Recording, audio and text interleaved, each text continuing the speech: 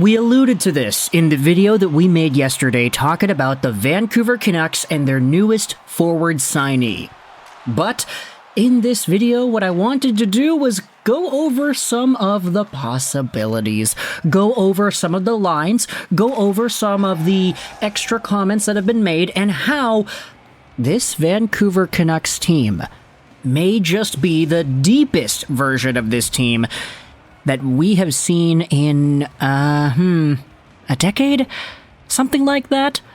If you go on to dailyfaceoff.com and you look at their projected Vancouver Canucks roster, you've got a first line of JT Miller, Brock Besser, Danton Heinen. Okay, they've got Heinen here on the left wing.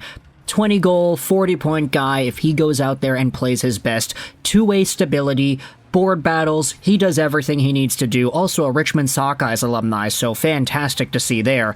He's from here, too, so Danton Heinen, perfect signing for the Vancouver Canucks. On the second line, Daily Faceoff has Niels Höglander with Elias Pettersson and Jake DeBrusk.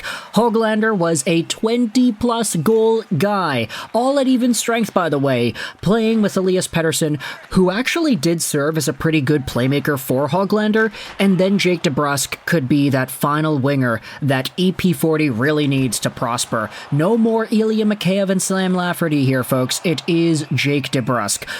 The third line here on Daily Faceoff is the same third line that we have seen all year. Dakota Joshua, Teddy Bluger, Connor Garland, fantastic line over there.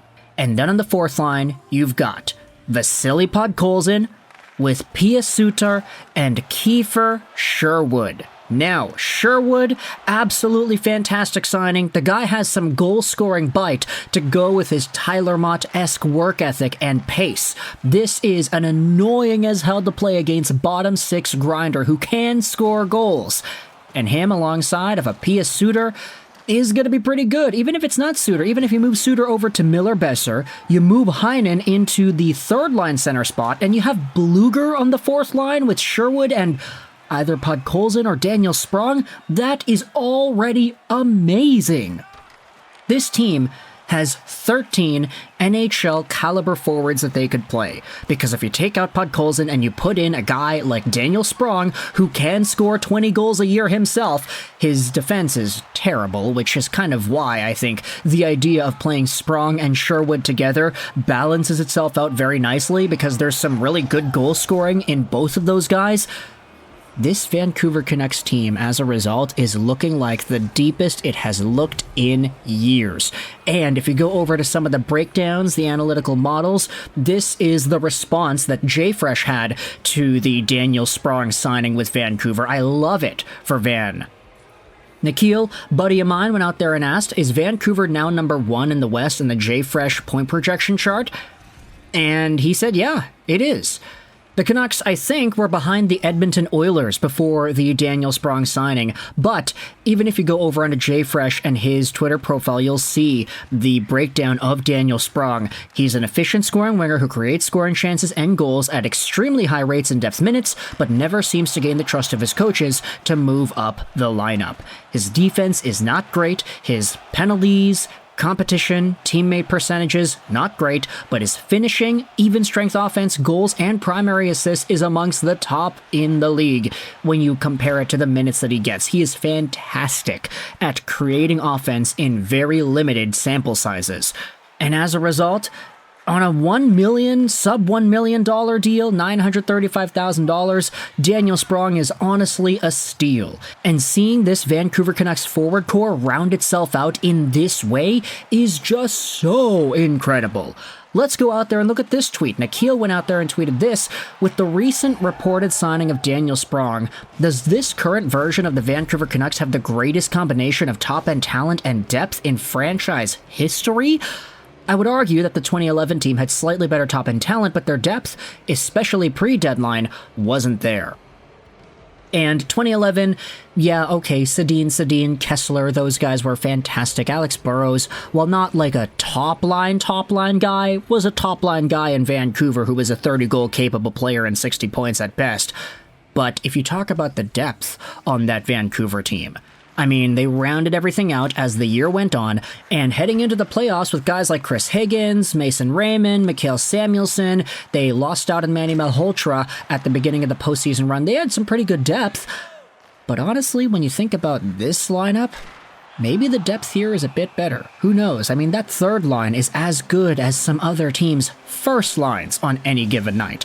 Pettersson, Höglander, DeBrusk. If Höglander gets 20 goals, Pettersson gets 35, and DeBrusk gets 30, all while Petey puts up 100 points alongside of these dudes, this will be a fantastic line as the second line. If Besser gets 40 again, Miller gets maybe 40, Miller gets 100 points, and Danton Heinen contributes 40 points, then this entire forward core has tremendous potential to get things done. And then you talk about that fourth line with Daniel Sprong, Kiefer Sherwood. Sprong could get 20 goals, Sherwood could get 10. It's all good at Applewood.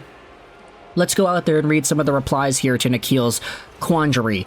Michael Beck responds that the Vancouver Canucks right now, they have the deepest forward core I think ever. Possibly an equal goaltender tandem to 2011.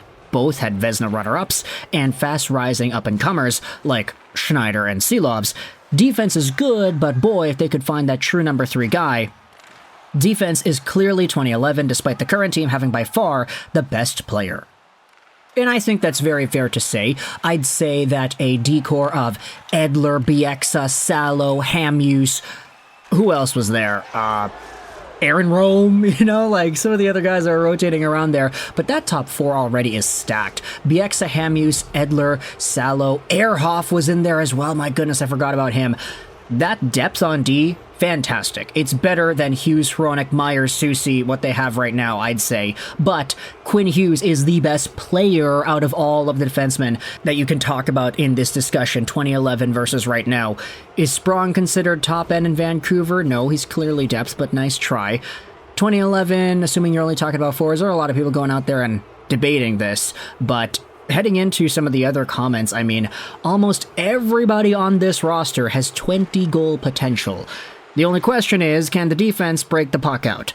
I think that's a very fair question, and I think Hughes will have some heavy lifting to do, but if all of these guys go out there and fulfill that potential, I'd say Sherwood is probably not going to get 20 goals, but P.S. Suter, I think he maxes out if he gets a prime 100% season. Maybe he gets 15. Danton Heinen has the potential for 20, depends on where he plays. Joshua, potential for 20. I'd say it's not unreasonable. Garland, potential for 20. He's done it before. Teddy Bluger, potential for 20. Maybe like 15. And then the rest of the guys up here, yeah, they have that potential. If Quinn Hughes can just keep on doing his thing and these guys actually start scoring some damn goals, if the Canucks have, let's say, 5, 6, 7, 20 goal scorers on the team, then maybe Quinn Hughes gets 100 points. Who really knows?